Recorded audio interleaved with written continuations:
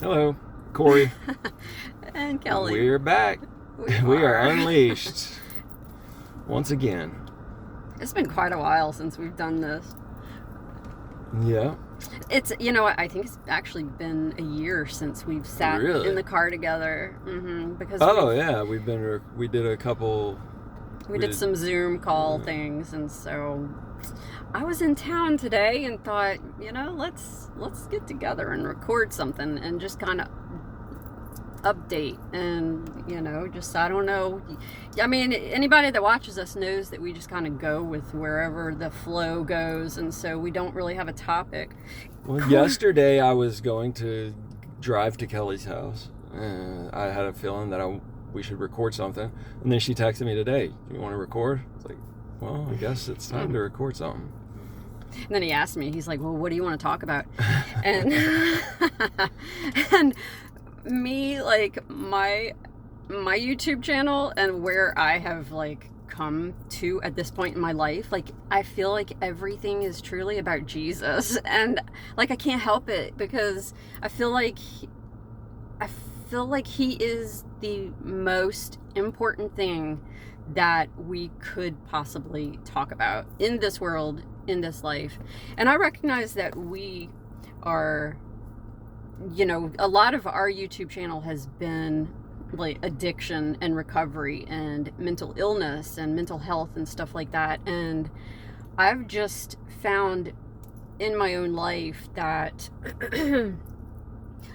our whole lives we've been in self-help. We've read all of the self-help. We are self-helpers. I mean, I have gone through some, really my whole life I've just gone through so much, like, ways of healing, just different avenues, ways that I can heal the things within me. And I have come over the past couple years to really truly learn and understand in a very embodied way that Jesus Christ is truly the only way that I have found that is actually deeply healing to my soul, to my life. Like, keeping my eyes on him is the only thing that helps me to have peace and joy and be filled with gratitude and just all of the stuff. And whenever I take my eyes off of him and I get wrapped up in my own way, that's where I start to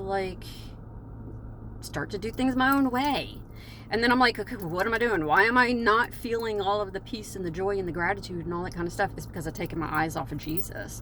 And the crazy thing and the miraculous thing is, as soon as we put our eyes back on him, it's like he just lifts us right back up. Because he saves us over and over and over. He has saved me over and over and over from the depths of the darkness and just my way, whenever I get in the way of my life and healing. Like, he is my healer. Like, there is not a better healer. Yeah. I love Jesus too. I mean, you can't talk about him enough, I know. I mean, so I don't know. There's definitely no other way that's brought me happiness, to the point where I've probably to a fault wanted to feel the atonement in my life. That addictive behavior of feeling change. I don't know. And he probably sits back and laughs and says, "You don't have to do that anymore, man. You don't have to feel the change, just live the change. Just keep your eye on me. Don't worry about all the stuff around you." Kelly shared a podcast with me that she recently did that really, and I made a comment on it, that she was saying how funny it is that people want us to have what they have. They want to, and I lived most of my life that way. It's like, I've got Jesus in my life. I want everybody to have this, And I lived a life of trying to change people when they've already got Jesus in their life.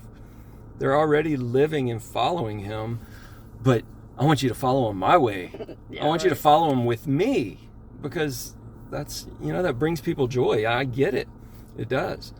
To worship Jesus with people that you love in the same way. It's like, but there's so much truth that we block ourselves off from whenever we want to put different people in different categories within Christianity.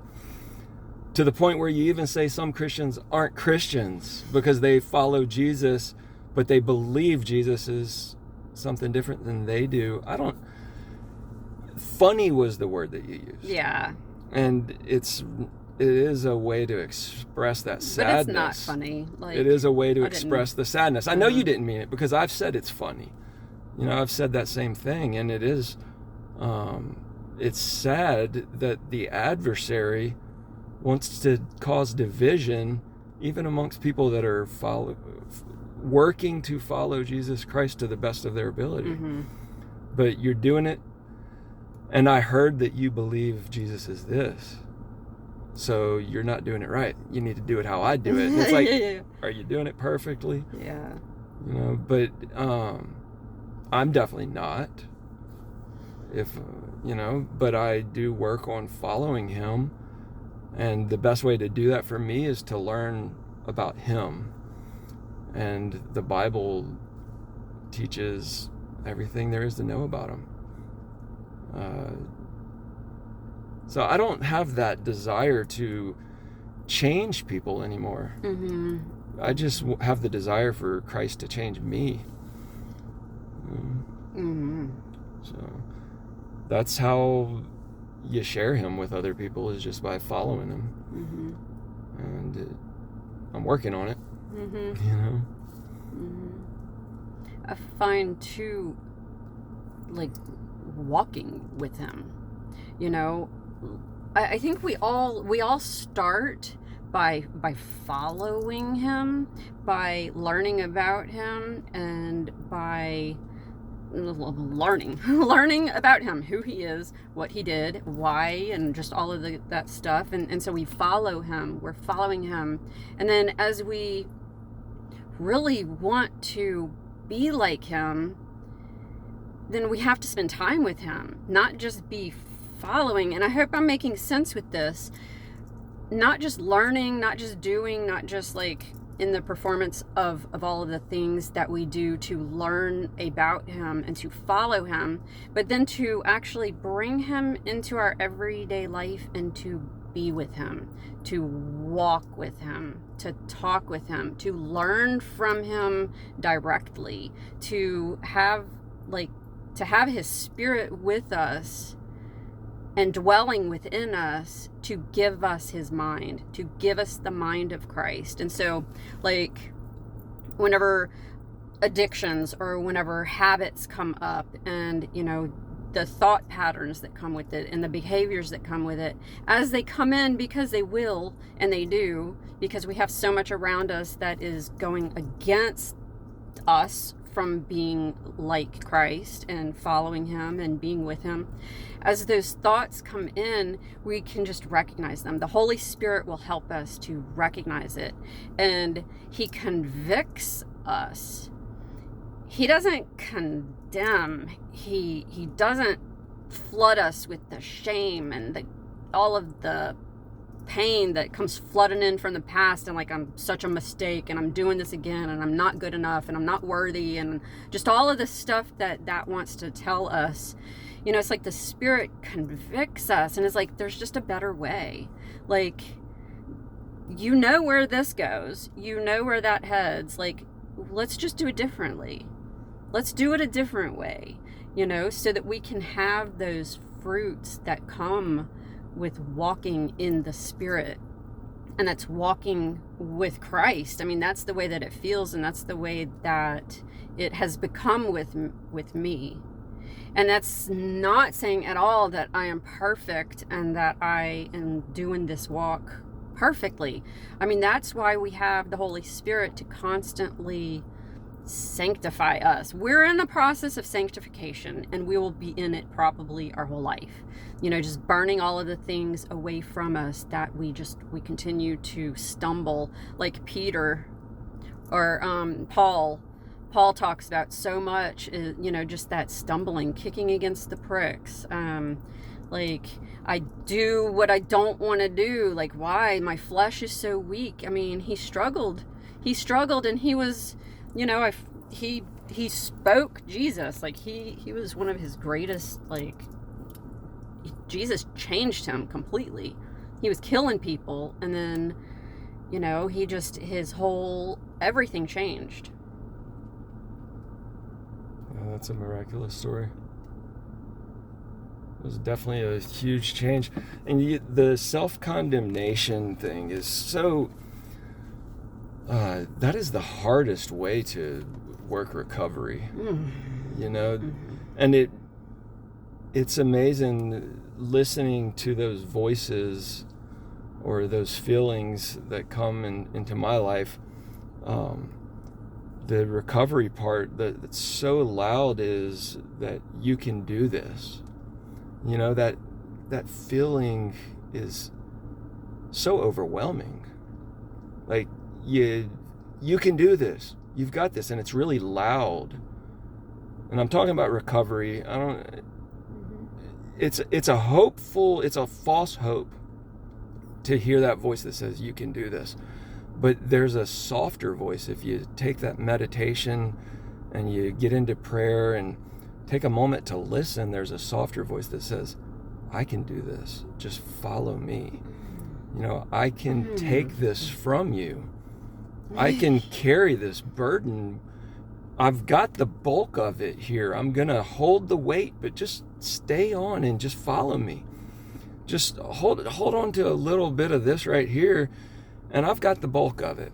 And the other one, you've got this. You can do this. And it's like, oh man, I can't do this. I've been trying to do this for 30 years of my life. Yeah. Okay, just willpower it through. I've got it. And it's so heavy and it's so draining, but I just feel light. I feel a lightness that I don't have to listen to that loud voice that says I can do this. I don't have to do it. I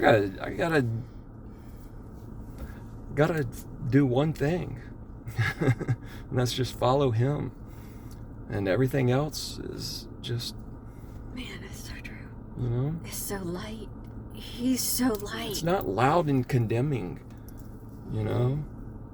It's soft, and it's peaceful, and it's calming, and I don't feel overwhelmed. Today I was thinking while I was working, I was like, my days are so long, but my weeks just disappear. It's like, where did another week go? How is it possible that I'm actually doing this? And it's because I'm not doing it.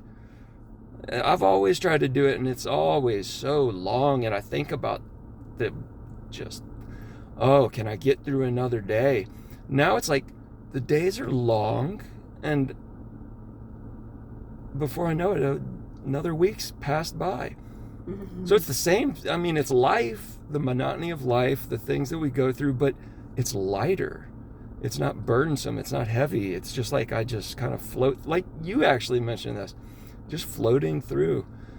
And that's the pink cloud of recovery, I guess you could call it. But that's not my doing. I don't have to do this. I can say that over and over. I don't have to do it. And I've heard that for over 20 years in the recovery 12-step programs. You got to turn it over. Well, every time I've heard, you've got this. You can do this. I've got it this time. I've got it. I don't want it. No. I don't. Get it out of here. Yeah, like I can't do it on my own. There are still things in my life that I am like having to please take it. Like things come into my mind, things that I just struggle with internally, that are battles within me. And I'm like, if it's a battle, then there's something's going on. Otherwise, I would not have a battle and there would be peace, And so it's like I battle things. And so I'm constantly. He overcame it all. Exactly. So what are we fighting? What Yeah, do we what are have we to fighting? battle? It's not our battle. He won it. Yeah, you're fighting There's your like own. something in here. And I'm like, whose voice is that? What is that? Because it's not me. It's not him. So I'm like, okay, where did this, why? And see, me, I'm the analytical, gotta figure it out. I gotta like solve it, gotta analyze it. I gotta root it out. I gotta feel it. Like, Look at it. Journal about it. Figure out the shadows. I got it. Yeah, like I've spent years. And I'm like, there are things that I'm learning that I just, please just take. And the thing about that is, it's recognizing when the thought comes in, being aware of the thought, knowing like, okay, that is a thought that I do not want to have anymore, and just handing it. Please help me with this. Please take this thought. I don't want to go where that thought leads me. So, and that's where we can just yoke with him. And I'm in it. Like, I have experienced that with things where I've handed it to him and he has taken it. And like, I don't struggle today with things, but there are still things in my life. And that's where that sanctification comes in. That's where the keeping our eyes on him and giving it over. I'm not a drinker. I'm not an alcohol drinker. But the way that an addict's brain is wired is just so amazing. Like our thoughts, I'm just sitting there watching the World Cup. I've been watching quite a few games, and so much alcohol. And man, this game would be better with like a six. But then I was thinking, no, maybe like a bottle of whiskey. Mm-hmm. But I don't have to drink it all because I'm not an alcoholic, right? And these are just thoughts like yesterday or the day before yesterday, and I'm sitting there and I just laughed. I was like, I don't have to sit here and dwell on that thought. I just don't. I can, before I go and do it, I can give it to him and say, look, I know it doesn't work because I know that a bottle of pills is the next stop for me. And it doesn't have to be. I don't have to play it all the way through. I could go get a bottle of liquor and drink it, and what's the point? I don't need to do that. I know the best way for me is to say, okay, these thoughts have been hardwired into me. My brain it knows how to get what it wants. And I just don't need to do this to myself again. And it's like, thank you, Jesus. Thank you for the atonement. And that's where the atonement really works. It's not in the finding myself again, filling to succumb to it, to do it, and then to feel the grace and to feel his love and to feel that recovery again. It almost becomes an addiction. To feel that peace again after I self-destruct. And so I just don't need to feel that when I can feel the atonement work from my thoughts. Because the thought is the same. So why do I need to do the action? Because I've already gone all the way through. Just the simple thought is already going there, and I fulfilled it. Thank you, brain. I have fulfilled my destructive behavior just through a thought. That is me taking it back. I don't have to take it back and sit and think about it and go do it and then ask for forgiveness. I can ask for forgiveness for the simple thought of doing it. I'm sorry, I want to do it my way again. I want to, take a day off. No, I don't need to. I will go ahead and say, please take this from me. Take this thought from me. Not, please take this from me.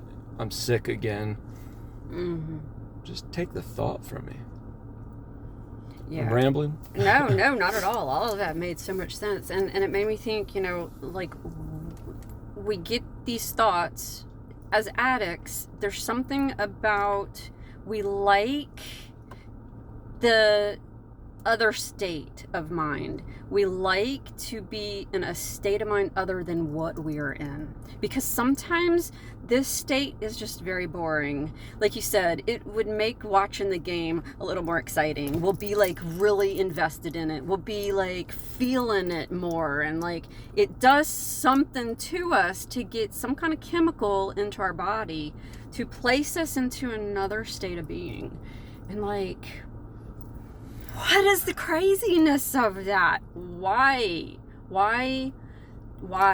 are we constantly not okay with where we are and being in what we're in? And like, and it's so crazy because I have had so many blissed out, you said a pink cloud. I was like, I woke up to the words soar like an eagle above the world. And so for a few days, and I was not taking anything, it was like Holy Week, and I was in my scriptures, and I was like so in Jesus. And like I was soaring, and it felt so good, and I'm like, I want that. And so then whenever life is just boring, it's like, okay, well, chemicals will help me to lift up, but it doesn't ever take us to where Jesus takes us. It can't, because it's of this world. It's things that conflicts within us, that when we take chemicals to get into another state, we have a war going on within our mind, and it will never take us to where we want it to go. It won't. Even if we have these trips, these experiences where we experience oneness with the world, and we are having like these spiritual blissed out, well, it's not bliss, because it's like it's a different thing, with mushrooms and with ayahuasca. Now, I have not gone that route, so I do not know, so I cannot speak from experience of those things, but I do know that it is not Jesus. Like, it's not the Holy Spirit, just the Holy Spirit, without the chemicals of this world, without the plants, without the things. Like, it's like, do you understand? Do you hear what I'm saying? Do you like, why do we always feel like we have to use things of this world to get to God and to experience that state? Like, I think that is what most drug addicts who use chemicals, we're either trying to escape something, we're trying to numb out, we're seeking, we want God, we want the spiritual experiences. Like, there's all sorts of reasons why we use chemicals the way that we do. It's like we don't like just being. Yeah, I want that backdoor experience, sneak in and get me some spirituality real quick and not have to work for it, have to work for the experience. I just take this and have a moment. It's like, come on, man. It's not, it doesn't make me whole. It doesn't make me feel complete. It leaves me wanting more, Mm-hmm. And I can do psychedelics and go a year without them, but you gotta get that feeling again, gotta see it again. Mm-hmm. It's like, well, you can see it, you just have to work. You gotta put in the effort. Yeah, there's just no need. And I don't say, this is a person that has struggled with relapse for ever. Me too. Mm-hmm. So it's just not something that I have to do anymore. And this is a thought I haven't had. My whole life has been these miraculous moments of recovery. The miracle has happened. I am healed. Jesus did it. He cured me. It's over. He was a man well acquainted with grief, a man of many sorrows. He walked alone most of his life. He did things differently than everybody. Mm-hmm. He isn't saying follow me and you're not going to have any burdens. You're not going to have any trials. You're not going to have anything come up in your life that's difficult. It just says it's going to be easier if you're walking with me when you do it. It's not about escaping. You know, this isn't some miracle that's happened in my life, like, oh, I'm sober again, I'm healed. It's not that. It is, I can live with my brain. I can live with these things around me that do not work for me. I can still desire them without using them and say, please take this from me, and it's taken from me. That doesn't mean I'm healed and I'm cured, because those thoughts are my whole life, you know, so it's not just going to go away. So I'm okay with not being healed because it's just lighter. I don't have to do this. I do not have to do this. But I also don't have to deal with it on my own. I don't have to deal with it. He overcame it so that I could be free, so that I could live a life. I don't have to live in grief and live in sorrow like he did, because he did it for me. So I can say, okay, here's another day. And I have thoughts, but I don't have to go through with those thoughts. It's just a different way to live and I've been looking for the miracle my whole life. I've been looking for the great moment where it's taken from me. Maybe it never will, but I'm okay with that. I'm okay that I have, I don't know what it was, but it was somebody said, if everybody could just throw their weakness, their greatest struggle into a pot, and I could reach in and grab one, would I take the risk of grabbing one from somebody else, or would I just keep the one that I've got? I'm gonna keep mine. I mean, I've gotten used to this. It took me many years, but I'm good with this one because I'm no longer fighting it. But I think if I got somebody else's, I'd probably go fight it for 30 years. Yeah, totally. Yeah, I don't want yours. No. I'll just keep mine. No. Yeah, because, I mean, we've learned so much in our life and through our experiences, and every time we fall and we get back up. I mean, that's the thing about Jesus Christ, is that he rescues us over and over and over, and he will continue for our entire life. Like that, because that is who he is. He will never ignore us. He does not leave us in the pit. Like he rescues us every single time. I've proven that true. I mean, he just does. And that's what's so incredible about him. And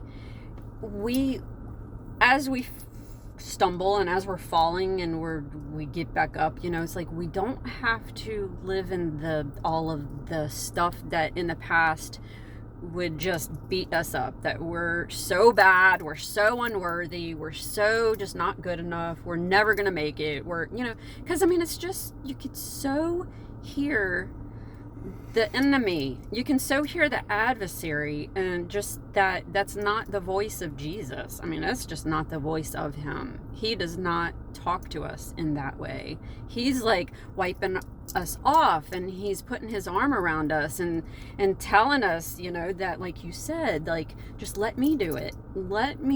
Keep your eyes on me. Let me do this for you. I've already taken it on me. You're healed. You are healed. We are healed in his blood. Like, he did it. We may have, like, the afterbirth, the after stuff, from just living in this world, and like just the thoughts that come in, and then that's where we take those and we just hand them over, because I mean, they're just these recordings and these patterns, these behaviors, stuff within our nervous system. Like, we can walk into a room and our nervous system is going to tell us it's going to do something, and we will immediately have a thought to take something, because our nervous system, and we're all wired up to do the behaviors that we do. But when that happens, like, that's where Christ comes in, and he's able to just put his arms around us and calm us. I know how blessed I am, and I feel so blessed that I've been able to have a dream of him, like wrapping me in his arms and bringing that calm to me. Because anytime, whenever things happen in my life, I just go to that. Like, I just bring him in, and I feel the calmness that I experienced in that dream. And I was like, I just want to give that to everybody. I want everybody to experience the calmness that comes in Christ. Like, and it's really in our breath. It's in just being present with him, letting go of all of the stuff around us, all of the people, all the stuff that makes our nervous system freak out on us, and we want to take something or do something. You know, it's just like whenever we can keep our eye just on him and remember him and be present with him, so much stuff just falls off, and it's like, okay. And then we're yoked to him, and he makes it easy for us. We're not drowning. We're not drowning in all of the thoughts and in all of the feelings and in all of the stuff that we want to escape because it's uncomfortable. We just hand it to him, and he brings that comfort back to us, because that's what the Spirit is. The Spirit is the comforter.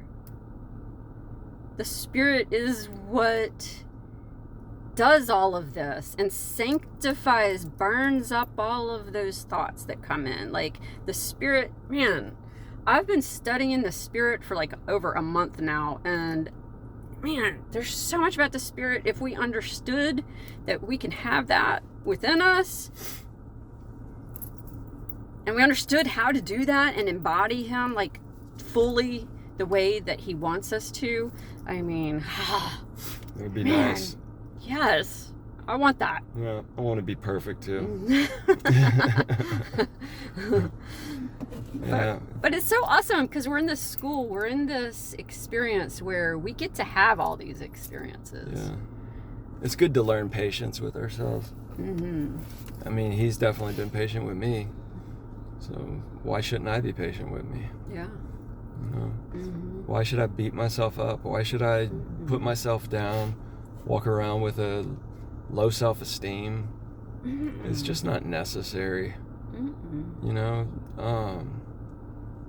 And I have these, it's the thoughts, you know, of wanting to do what isn't mine to do. It's not my responsibility to fix anything. It's not my responsibility to fix anything in my life. My only responsibility is to follow him, to think thoughts that are going to guide me to be closer to him.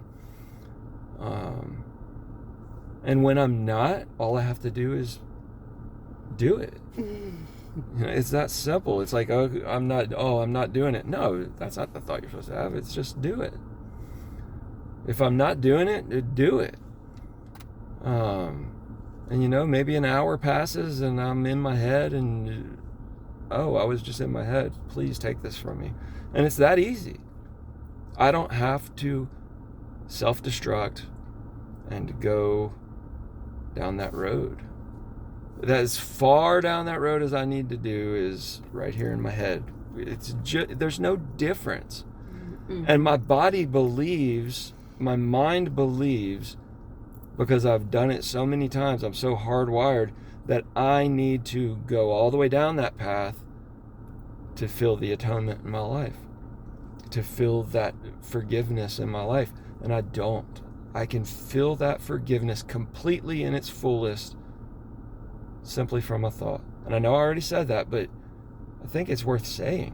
Mm-hmm. You know, my thought is enough to feel the atonement in my life, to feel myself being reconnected with him, to feel that recovery again that feels so good, to feel him back in my life again. okay, so it's only been an hour, 30 minutes, 10 minutes that I went down that road and left him guiding me. Well, get back in the boat and just ride with him. I don't need to walk on the water all day. There's no point. I mean, he can do it without effort because he overcame everything. But I'm going to sink if I want to get out there with him and walk on the water. You think? I've proven it enough. All I got to do is think about doing what he did. And it starts to sink. Yeah. So just stay in the boat. And And I'm safe. Yeah, that's true. You know, that is very true. He can walk on water. Can I walk on water? Yeah. Peter proved that. We could walk on water if we have the faith to do it.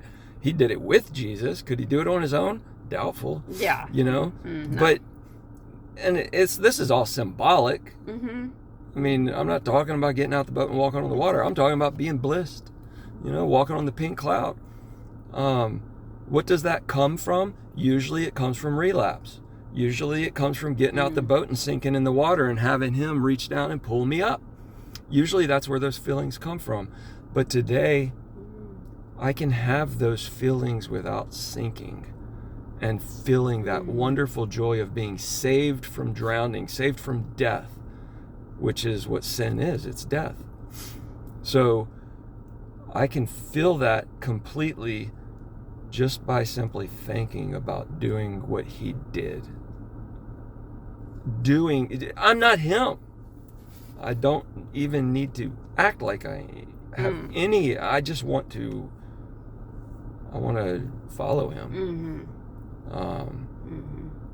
And I don't know what it really is. We talk in so much. All I know is that I've found a place where I realize that there's no difference. Now there is a difference in the pain that I experience whenever I actually go through with it. You know, and I've got the full relapse, full mode, but I've come to acknowledge that the relapse really is, and I've heard it for 20 years in recovery. The relapse starts with my thoughts. And I am in full relapse simply through my thoughts. So if I can reach out for him and say, please save me while I'm in the boat, safe, you know, I'm still safe. I haven't done it. I haven't gone out all. He's got me. And I can feel it completely. And it brings me joy. And I still have peace because I haven't destroyed everything in my life.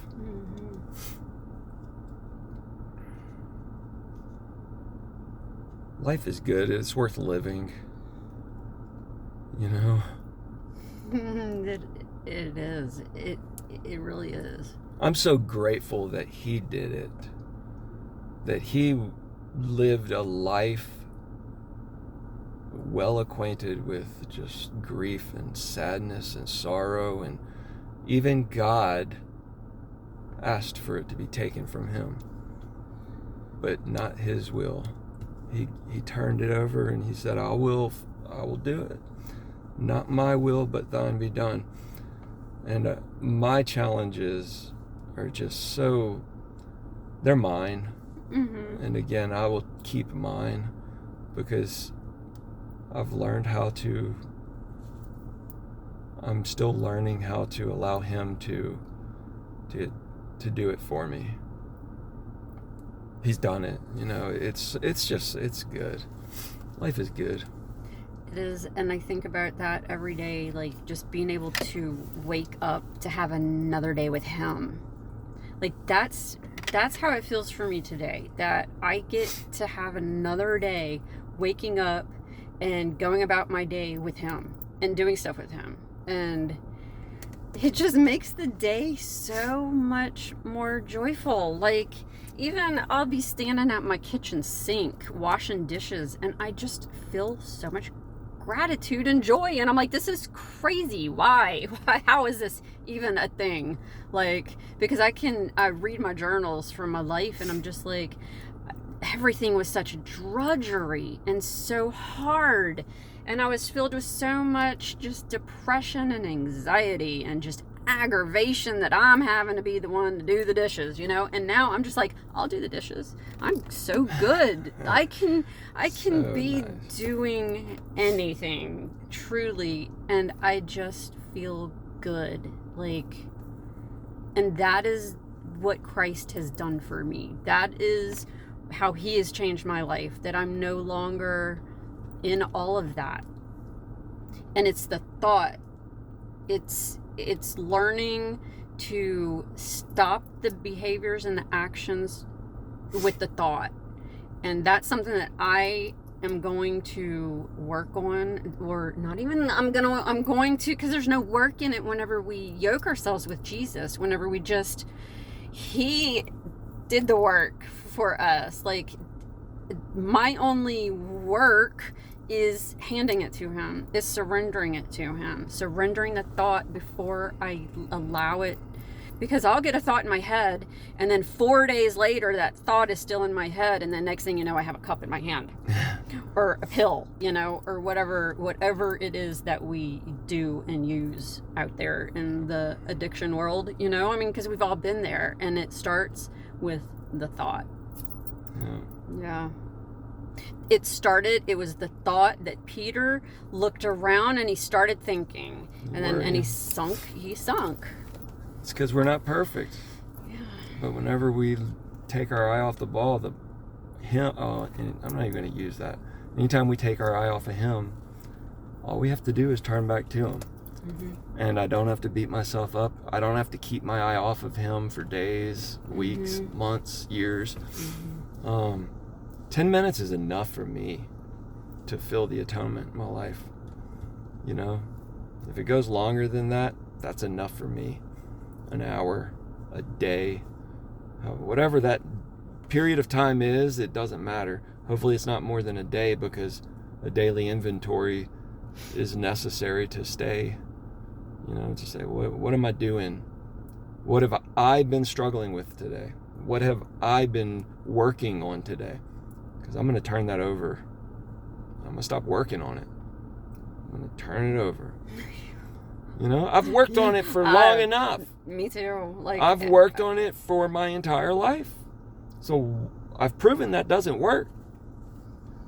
So just however long I've decided or forgotten, however long I have forgotten that the easiest way is to turn it over to him.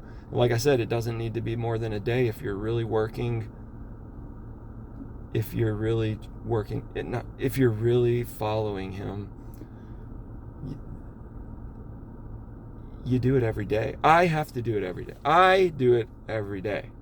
I don't have to. You don't have to. I want to do it every day. What, an inventory? Yes. Mm. Yeah.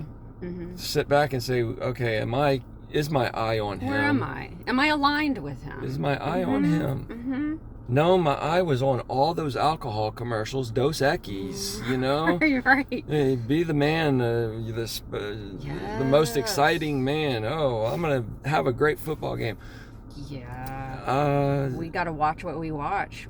Anything that we're putting in us. Things on TV, the way we listen to, all of it. But it's okay. Mm-hmm.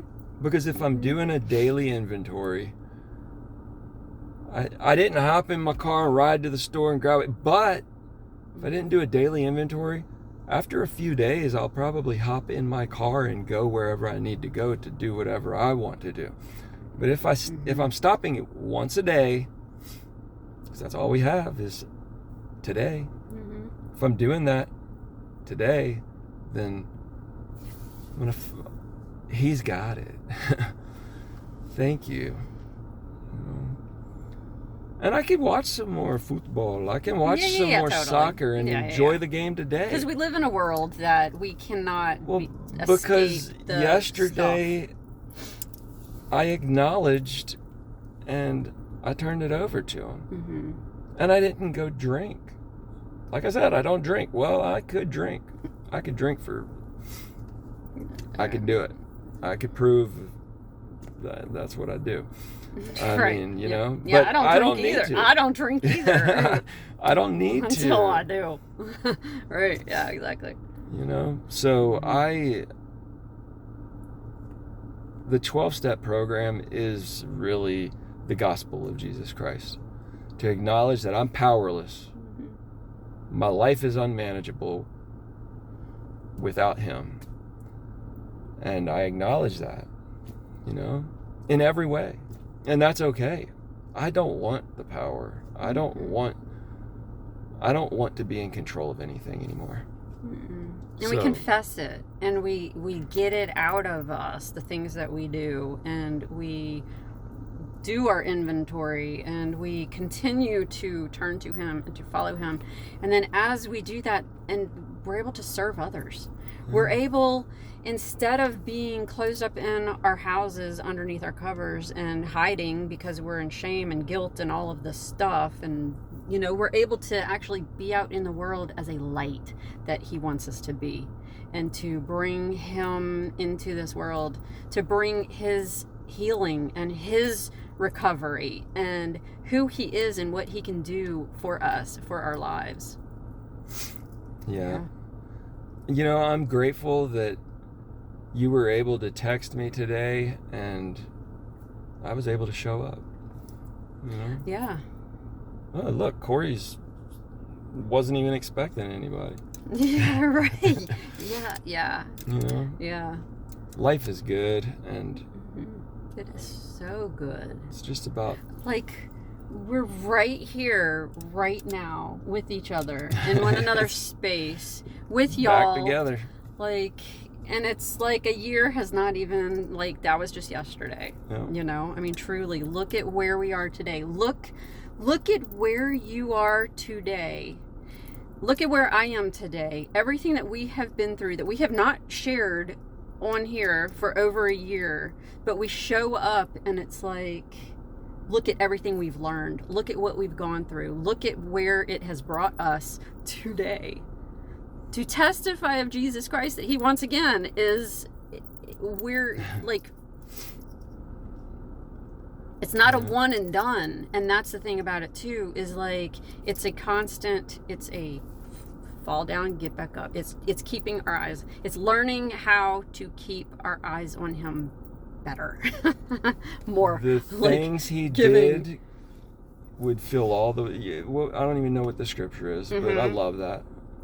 That his all words, his words would fill books, and it would just fill up the world. And it is. This is just another thing that Jesus Christ did. Me. You know? Kelly. We're nothing special, but we're very special. I mean, we all special. You are but too. Like, Jesus Christ, it's just another thing that he did, was he saved me individually. And if the books could fill, if you could put down everything that Jesus Christ has done for the world, that would be a testimony from every single person that has felt his love, that has felt the atonement in their life. It would fill the world. And I'm just one example of Jesus Christ's love. I love him. Me too. In my own unique way, you know? In the way that I understand him. But I work to follow him as the Bible teaches, to do the things that he did, to follow him, and it's great. So, yeah, you're, I love you. Thanks for texting me. I love y'all. Still. Yep. If you listen to this again, you are hardcore. Yeah. It's another beautiful I would day. love to say that we're going to do this again. I mean, I see us doing this. I see this as a thing, but I don't know the next time. And so, but, you know, we're here today. We'll get together again. That's what we did today. Yeah. So, Love y'all. thanks y'all for being here with us. Until next time.